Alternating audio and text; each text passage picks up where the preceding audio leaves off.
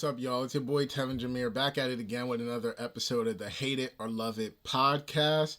Um, well, first off, I'm gonna tell y'all, you got the new setup right here, of course. Um, Basically, my mom, she wanted to clean out like a space in the basement for me to like film episodes and stuff like that.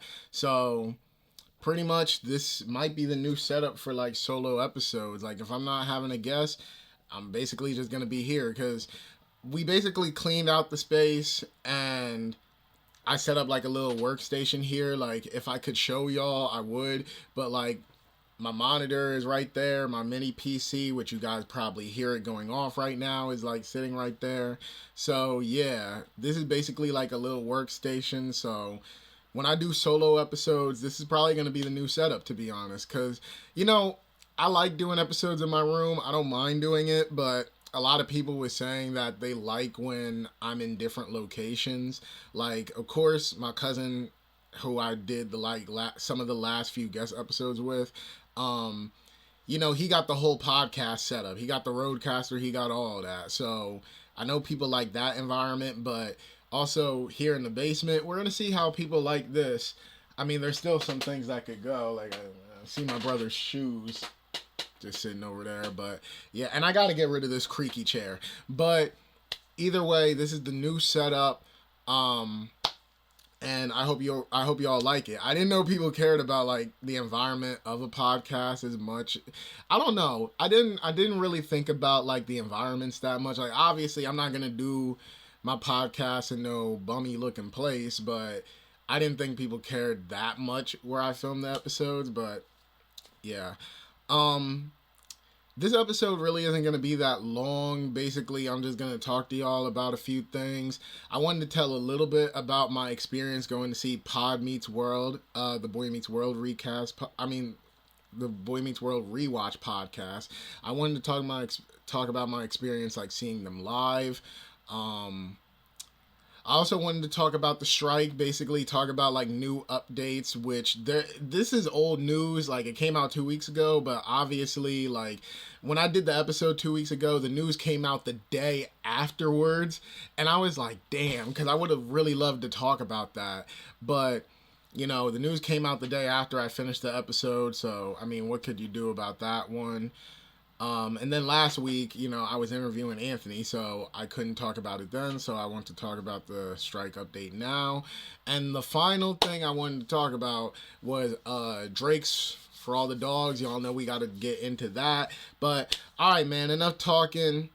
Let's talk about Pod Meets World. So last week, like I said, I went to go see Pod Meets World live.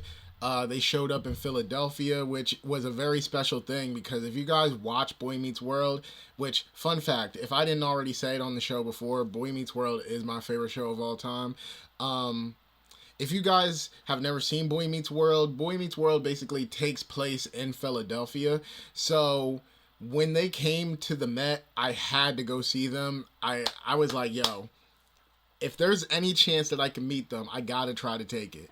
And man, unfortunately, I don't know if anybody else that went, I don't know if they had problems trying to find the meet and greet tickets too, because I was trying to find me some meet and greet tickets. Like, I went with my cousin. Even if my cousin didn't want to meet and take a picture with them, I would have looked for those meet and greet tickets. I was looking at multiple different websites. I was looking it up on Reddit, trying to see like how you get meet and greet tickets. And I was so mad that I couldn't find it. But, you know, someday I'm gonna get to meet them. I really hope I get to meet them.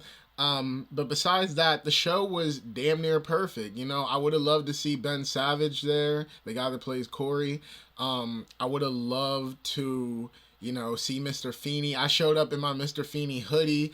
A lot of people were giving me compliments on it, and you guys should have seen it, man. It felt weird because, like, you know, Boy Meets World was like popular in the 90s. It had a little resurgence when Girl Meets World was going on, but Boy Meets World was like so popular in the 90s, and of course I wasn't around, you know, when it was at the height of its popularity. And when it ended, I was basically like a little behind kids, so I wouldn't have seen the effect that Boy Meets World had.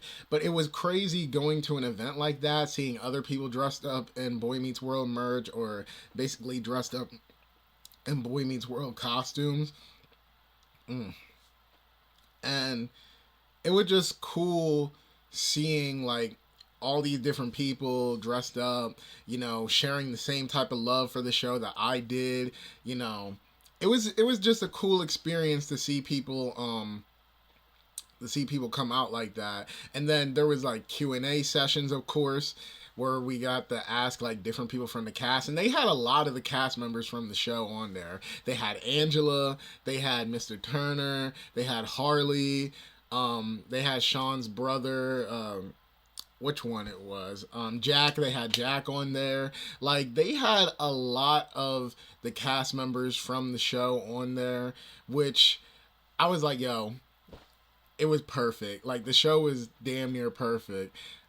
Only if we had Mr. Feeney and Corey would it have been more perfect of a night. But it was a really great show. They had like a strict, no phones out rule and stuff like that. So I can't really show too many pictures on the sides. If I could, like, I'll show as much pictures as I can, but they really didn't want us like taking pictures or recording, and basically they threatened to kick you out. Not really the show, but I guess it was more on the venue. But then again, I heard a lot of conflicting things that night on whether it was the show asking for that or whether it was the venue asking for it. But either way, whatever pictures I have will be put on the sides. But it was still a cool experience to go out there, and I didn't get to meet them, but hey, I ended up on their Instagram story twice. Like, they reposted 2 of my pictures from the night on their story, so that was cool. Other people, like, seeing other Boy Meets World fans was pretty cool. Like, what was it? There's this one podcast called Bruh Meets World that, obviously talks about Boy Meets World and stuff like that. They follow me on Instagram, and basically, like, they were showing your boy some love because we were all out there. I didn't even know they were there. If I knew, I would have said what's up. But yeah, they were basically out there, and when they saw me post it on Instagram, they were showing love. So yeah, Boy Meets World fans, we like a little close-knit family in a way. Like, hey, I see you as a Boy Meets World fan. Like, that's how it basically felt that night. It was really cool. Definitely a highlight. So there was like one, and I don't know why this guy would do this. So first off, y'all should already know how Philly get down when it comes to their sports teams. In the show, in season 1, Corey shows a lot of love as a Phillies fan, the baseball team, the Phillies. He shows a lot of love to the Phillies, especially in season 1 on Boy Meets World. And this guy showed up dressed as Corey, and they wanted him to play Corey for like a scene they wanted to act out on stage. And they basically get him in character. He was already dressed as Corey, but they wanted to give him like some extra props. And one of the things they gave him was a Phillies baseball cap, the one that Corey loved to wear in season 1. And of course, this dude, you're not supposed to do this in Philly. Even if you feel like this, you're not supposed to say this in Philly. Man, they pulled out the Phillies cap, and he was like, oh, damn, what team did he name? There was like another baseball team that he named.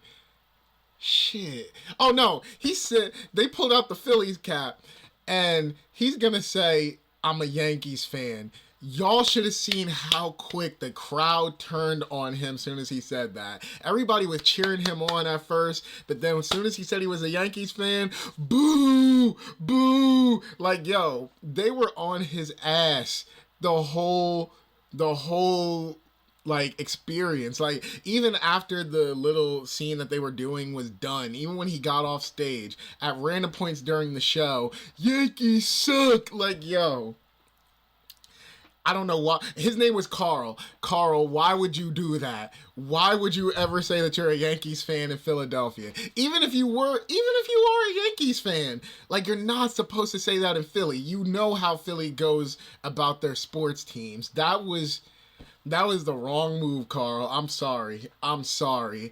And after the show was over, I was sitting there asking people, like, yo, did Carl make it out alive? Like, the way y'all was, like, getting on him, like, is Carl okay? Man, this one guy turned to me. He was like, man, I think somebody caught him lacking near the bathroom. I was like, damn, Carl. Damn, Carl. Not Carl. But, yeah.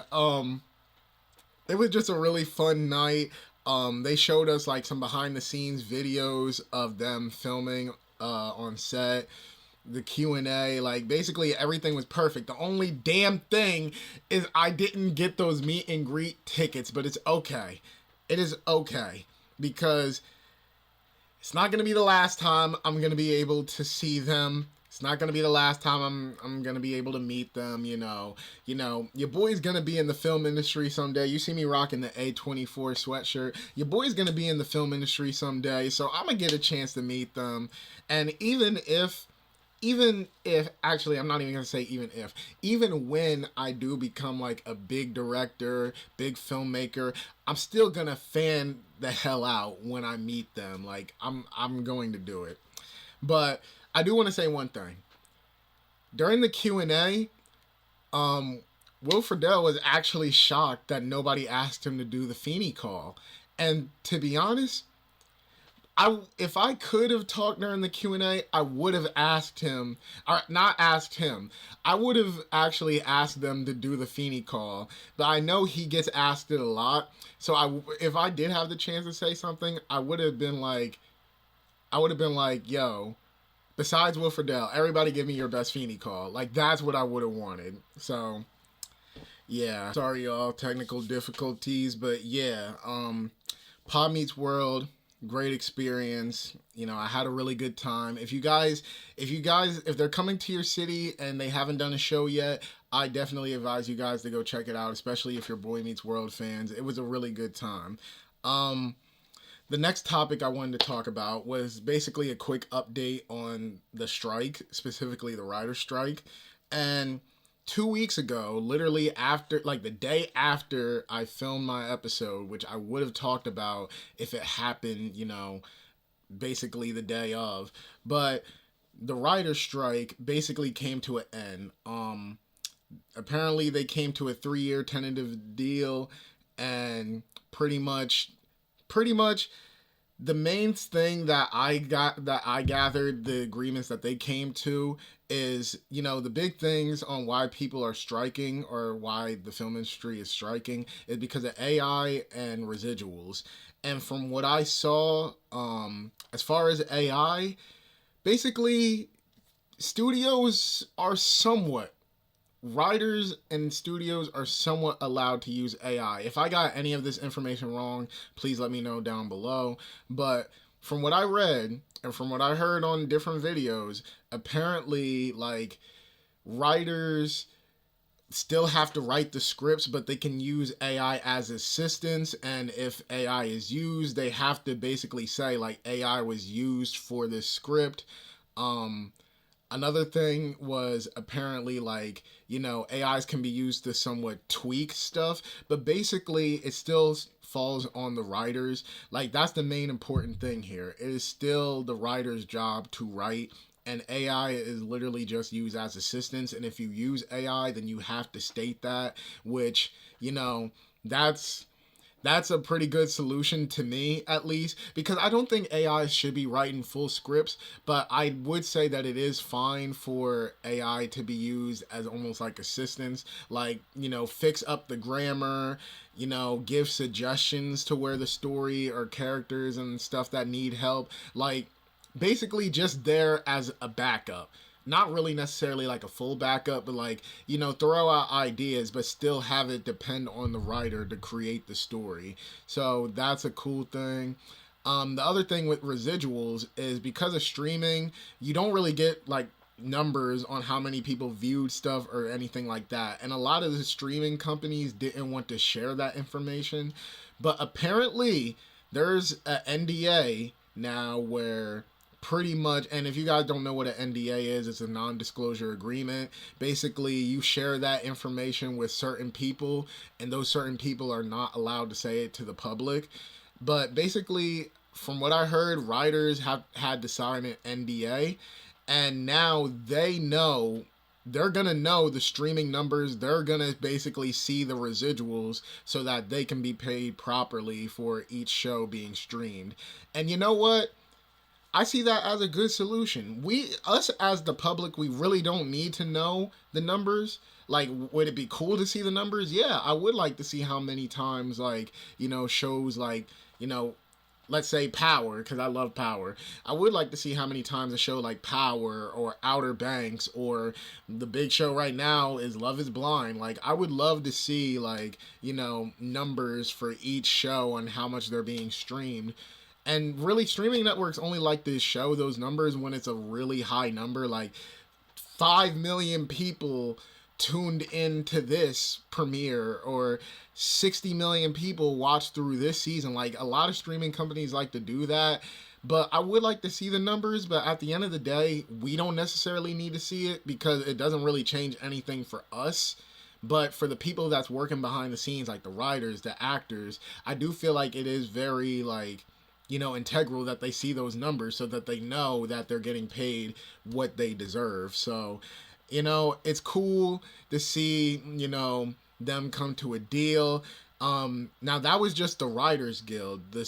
But the actors, the Screen Act, or SAG-AFTRA, basically they're still striking, but the writers came to a deal. So basically, studios, soon as that deal was made, they got straight to finishing all the scripts. I'm hearing that Marvel is working overtime to, like, finish a lot of their scripts. Apparently Netflix is, like, getting straight to work on Stranger Things, the final season. So, yeah, it's basically crunch time for a lot of these writers and stuff like that. And then the actors, they're still on strike. Let's hope that they come to a deal, because honestly, it's getting sad in Hollywood right now. Like, apparently a lot of these studios and companies are pulling gimmicks now to try to make up for it. Like, a few weeks ago, apparently Disney did, like, a football thing where, like, you could watch the NFL game, but instead of having, like, the NFL game playing, they have, like, it was taking place in the world of Toy Story, and they were having, like, fake toy football players basically mimic the players and stuff like that. Like, it was the real NFL game, but they put Toy Story paint over it, which, man, I'm gonna have to, like, show y'all clips or whatever on the sides just so y'all can get it. But yeah, like, this is really good news. Let's hope that the actors can, get a deal with the studios and stuff like that, because, it's getting crazy out here in the entertainment industry. I don't want to see things getting even more crazier, because that Toy Story thing, like, the idea sounded cool, but when you watched it, it was like, what the hell was this? So yeah. And the final topic that I wanted to talk about today is Drake's For All the Dogs, my initial album review. How do I feel about it? Well, before I get into how I feel, I just want to talk about how I think it's very funny that this album is getting hated on really, really, really badly. Like, I see a lot of people going in on Drake and, saying that this album was mid, it wasn't it, he just doesn't sound hungry anymore. And now basically this is me saying my opinion on the album.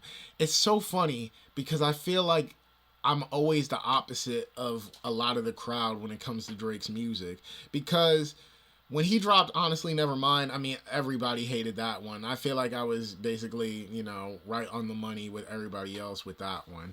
But when he dropped Certified Lover Boy before that, I didn't like Certified Lover Boy, to the point where I still haven't finished the album to this day. And this is coming from somebody that's a big Drake fan. Like, I love Drake's music. I know I talk a lot of shit about him. Actually, I talk a lot of shit about, it doesn't matter whether I like the artist or actor or whatever. Like, if I feel like there's something they did was shit, I'm gonna say it was shit. But, like, I'm a big fan of Drake. So to see him put out, like, Certified Lover Boy, and I really did not like that album. Like, I really didn't. I didn't even finish it. That's how much I did not like the album. But I see people saying that they like Certified Lover Boy. They basically, like, loved the music that was in there, when I was just listening to it bored as hell. The only songs I go back to from Certified Lover Boy is the intro. Um, I don't remember. Oh yeah. I don't remember if Poppy's Home or something like that is the intro or not, but that one. Um, 7 a.m. on Bridal Path, I think that's what it was. I always love all of Drake's timestamps and location songs, so that ain't nothing. Girls Love Girls, or Girls Wants Girls, is my favorite song on Certified Lover Boy. That's one of my unpopular opinions. As much as people love Certified Lover Boy, a lot of people hated Girls Want Girls, but that's my favorite song on there. Hey, that's just my favorite song on there. But back to For All the Dogs, it was surprising to see people say that they didn't like this album because I feel like this is Drake's best work in a very long time. If you ask me, Views is basically where Drake started to fall off for me. And I think I said this before. If you're reading this too late, is my favorite Drake project ever. Views fell off for me. More Life basically went back up because I love More Life. I actually think More Life is a really great body of work. But then, he came out with Scorpion, which I don't think Scorpion is bad. I think it's decent. Like, it's not, I wouldn't say it's like up there with some of his best albums, but I wouldn't say it was a bad album either. Like, Scorpion wasn't bad. Then, after that, he came out with like Certified Lover Boy. And that was, well, y'all know my thoughts on that one. And then Honestly Nevermind, which that one was like complete shit. Oh boy. But then again, that does make me think, like, if I finish Honestly Nevermind and I really hated that album and I would consider it his worst, what does that say about Certified Lover Boy if that album was so boring that I couldn't even finish it? What does that say? I don't know. Maybe Certified Lover Boy is probably my worst Drake album to me because I think boredom is worse than hating or disliking something. So, yeah, I don't know. Maybe Certified Lover Boy is the worst Drake album to me. But then he came out with Her Loss, which Her Loss wasn't bad either, but it was just decent. This is, to me, his best body of work since More Life. Like, a lot of songs, there's a lot of songs that I actually like on here, surprisingly. Um, Virginia Beach was a good song. I think the other song was Broken Promises. That was a really good song. 8 a.m. in Charlotte is amazing. That song is probably my third favorite song on the album.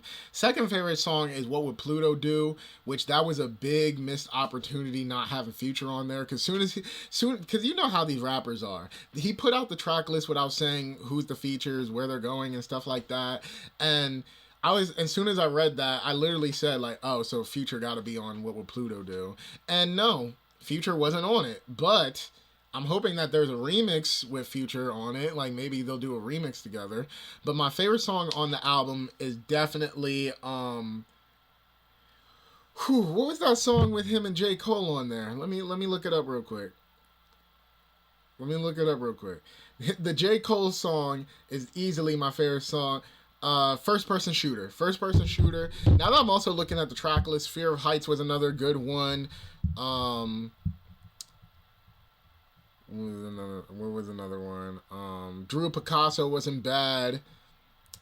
All the Parties was kind of disappointed because I did kind of want to hear a Drake and Chief Keef collab. And Drake, Chief Keef didn't even have a verse. I wanted Chief to have a verse, but I don't know. Polar Opposites wasn't bad. Away From Home was actually a really good song. And surprisingly, this is so surprising to me, I actually somewhat like Rich Baby Daddy with Sexy Red and SZA on there.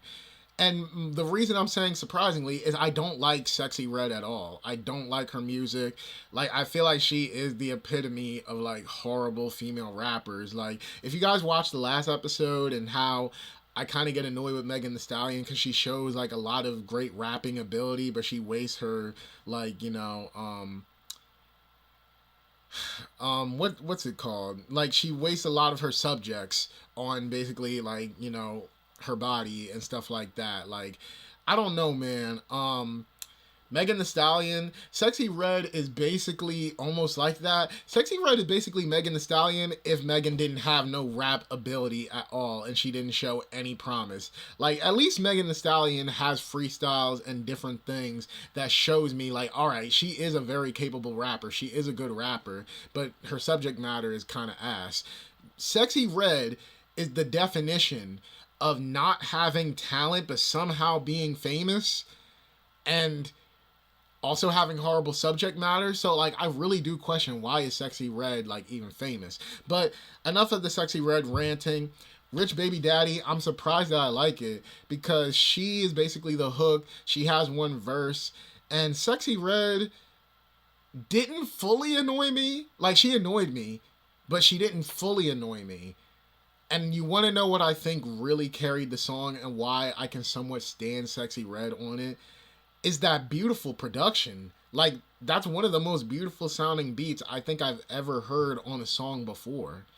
Like, really, like, Rich Baby Daddy is one of those songs where, like, the beat really carries Sexy Red's part. Like, Drake did fine, SZA did amazing, of course, but then you get Sexy Red where it's like, you know what, the beat is so good, I can just listen to the beat for real, drown you out, and then I'll pay attention when SZA and Drake is on there. But yeah, Rich Baby Daddy, which apparently is the most roasted song on the album from what I'm seeing. I honestly feel like the most roasted song should have been I Don't Give a Fuck featuring Yeet. Like, I'm not really too big of a Yeet fan. I tried listening to his music. I just don't rock with his style. My favorite Yeet song is actually the guy that matched his song with Mariah Carey's We Belong Together. That's my favorite song from Yeet, and all they did was just take his vocals and put it on the Mariah Carey beat. Because I tried to listen to the original song with its original beat.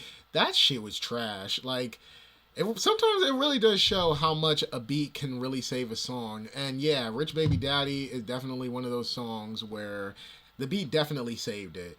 But yeah, For All the Dogs, it was good, but there was some disappointing aspects. When you hear, like I said in the episode where I was like predicting how All the Dogs would come out, I was predicting that for an album called For All the Dogs, I'm thinking we're getting straight bars.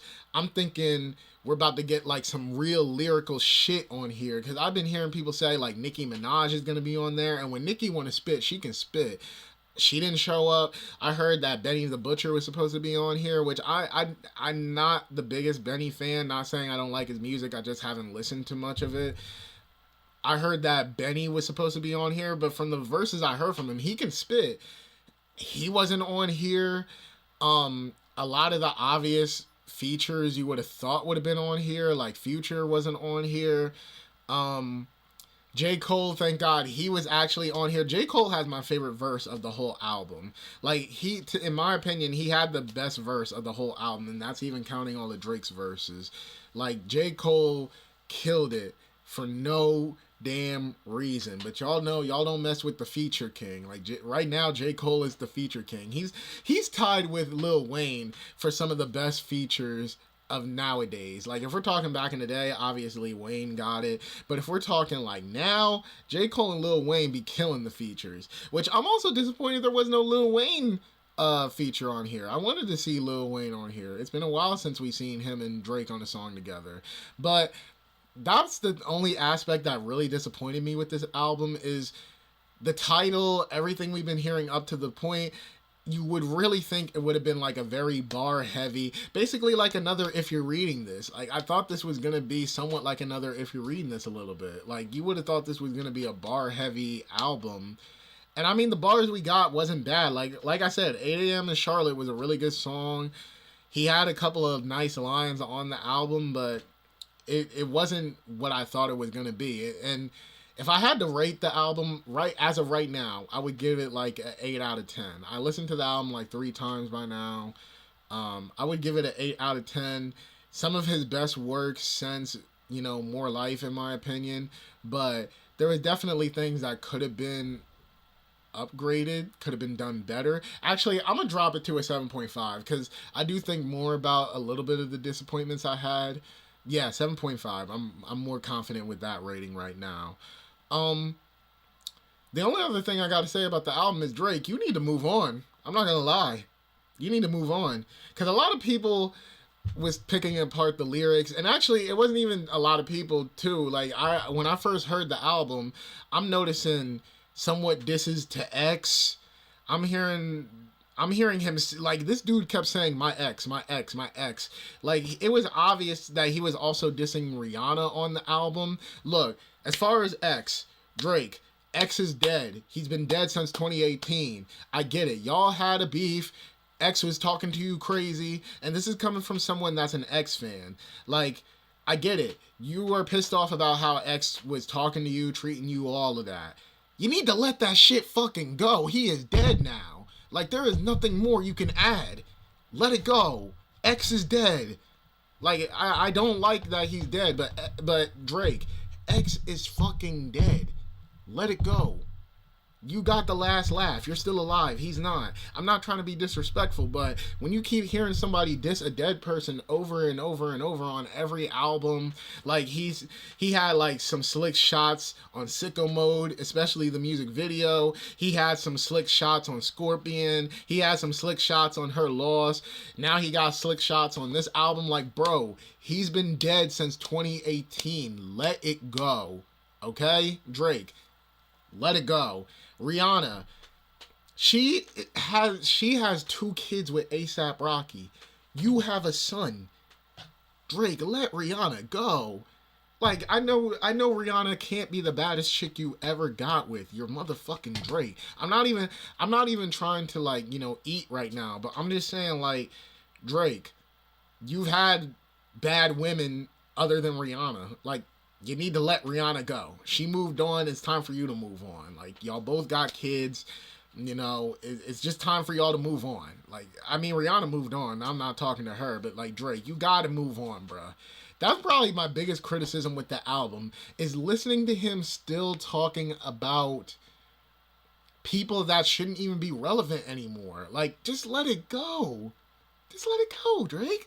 But also, my other big criticism to the album is also the fact that, I'm not gonna lie to you, as much as I like this album, if you heard any other Drake album, you basically heard this. You know what you're getting. You're getting your songs about crying over exes. You're getting your turn-up songs. You're getting your club songs. I mean, I guess those are both the same thing. You're getting your bar-heavy songs. Like, it's all kind of the same thing. And now, I'm seeing people say the same thing that I used to say about Views. Because when Views came out, I said the album was just okay, but I really feel like Drake isn't hungry anymore. Like, he's at the top of his game. He don't really need to advance no more. Like, I feel like that's why he's been putting out some lackluster projects after, if you're reading this. And a lot of people said I was tripping. But now, I'm seeing more people say that with each album release. Oh, this dude, he just not hungry no more. So, not saying that I been knew what was going to happen, but I mean, it is what it is. Like, the dude just isn't as hungry no more. Drake knows what he can do. Drake knows that he can just put out, like, if he put out an album of him just recording his farts, people would still flock to it. Like, that's just basically what's going on with Drake right now. Like, he knows he can literally do anything, and people will still listen and give him money and play his album. So, I don't know, man. Drake, as much as I do like For All the Dogs, I really do want to see you advance. I want to see you grow up. I want to see you mature. And I'm not saying that in a disrespectful way. I want to see you mature. Like, I want to see you tackle a concept album. Because a lot of these albums, you make it sound like it's going to be a concept album, but it winds up not being one. Certified Lover Boy, a lot of it was surrounded by love and all of that. I was thinking we were going to get a very R&B heavy album, and an album where he explores like he's always crying about exes, but we could have explored more of your feelings. Like, what was a story where a girl really hurt you or something like that? Like, Certified Lover Boy seemed like it was gonna be somewhat of a concept album, and then it just became another Drake record. For All the Dogs sounded like it was gonna be like a dark, bar heavy, type of album, and it was just another Drake record. Like, you know, and I'll say that this attempt at another Drake record was better than the last one, but at the end of the day, I still want to see you grow up. I still want to see you advance. Like, J. Cole and Kendrick, the two main guys that you're always being compared to, they literally make nothing but concept albums.